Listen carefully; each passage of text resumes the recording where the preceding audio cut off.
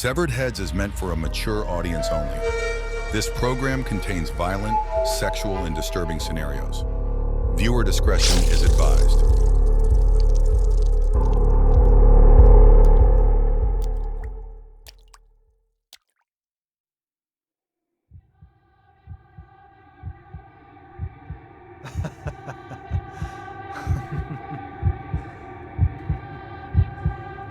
Welcome to Severed Heads, written and created by William Goodman.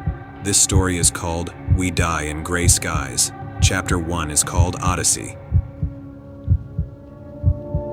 Conformity is a motherfucker. Tell the coppers. Their steel pistols install fear in the minds of the weak, and their teleprompters spread propaganda to create pandemonium in the streets. Let's all be left in disbelief, so then we can turn our heads 360 degrees and wonder how something could tumble so violently. It's crumbling, like an avalanche. I'm mumbling. Trees are not a match, and just like that, you move your feet. Finally, but not so fast. Like in Prometheus, you run straight ahead. It's outrageous to be left for dead, because most of us will fall down and scream, "Why, master, I deserve another chance." Save the date for your last dance. Tiptoe on broken glass until you're spotted trying to flee the scene with your integrity still intact as they grab you, mask you, and hang you from a tree like an ornament on Christmas Eve. Can't you believe? You're beautiful, like a zoo animal. They watch you with their glistening eyes, crying with astonishment, with no acknowledgement of how you got there or why you hang there under the night sky. But you sparkle, though eventually it gets darker and your audience leaves. Like clockwork, during a thunderstorm, the orange hue appears, and you repeat the process until your audience is bored with you, and you're left hanging from your tree-shaped gallows, but you can't fathom why your neck won't break. Curse the heavens, wait for an answer and scream, "Fuck it." Then the chain breaks, and you're alone, left to figure out how to get home. They say you're a changed man, you say you're a dead man at the morgue. Of course you can't conform. Born a rebel like the devil, always a felon, cursed forever. Everyone says life gets better. Nah, it's like weekday benders, then screaming headaches. Imagine you're a cadaver opened. It's hollow heaven that's open-ended. Though I don't surrender, my case would be cold due to blurry circumstances. Sketchy detectives don't search for criminals. Yet alas, there I am in sheep's clothing. In plain sight, I'm a lost poet. Poison prose until it's perfect. Convince yourself that you're important. Take free speech and cage opinions. Like a politician, you can try and change me. I'm not a criminal, but a victim of my own wrongdoings. I ring the doorbell of my father's home. No one answers, so I break a window. He's asleep, and I'm excited. I wake him up and say I'm homesick.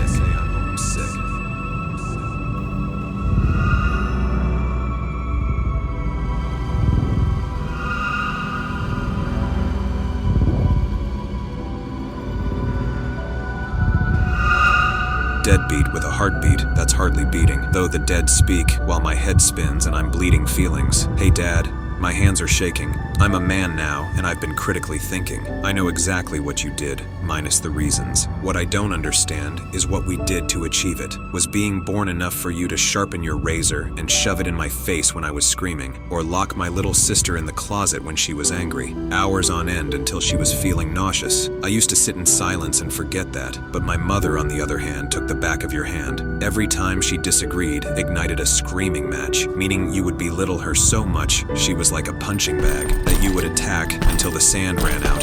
In other words, she was a leaking hourglass and time would lapse, cause eventually you devise a plan that would capture your wrath. I'll hit you with the facts. You made it look like a suicide, though I'm not surprised. My mother tried once before. She was hospitalized, then prescribed. Life was hard, and you were an enabler when she needed her husband. You told her, life only gets worse when you're living in a gas chamber. Literally, you poisoned her with Percocet when you got her drunk and fed her pills and made her overdose look like an oversight. Then you covered it up, I'm not exactly sure how. When I found my mother choking on her vomit, I tried to save her, but what was a teenage boy to do? I called the cops, they bagged and tagged her, and the rest was out of my control. See, detectives like cases they don't need to solve. When it's written on the wall, they glance at it and continue on. Years later, and most importantly, after polishing off a bottle of Hennessy, you were flimsy with your words, twisting your tongue with hyperbole, rambling on till eventually you told me you committed murder of the first degree. My mother wasn't the first, but in fact, you've had the pedigree since before she gave birth to me. A killer on the loose, like a bronco headed towards catastrophe. The real question is, why would you want me to know? Did you think I'd appreciate your cadence and console you without anger? And maybe I'm a psychopath as well. Maybe we could have taken over the world, the family business, with a sign sign that read, "A dead man knows he's next." Huh, that doesn't sound like you. Maybe a plea deal or a bargaining chip before I find you in the future and show you I'm a man now, looking for revenge that's past due.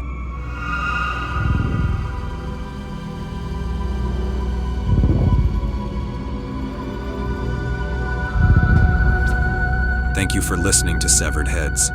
The next chapter is titled Execution.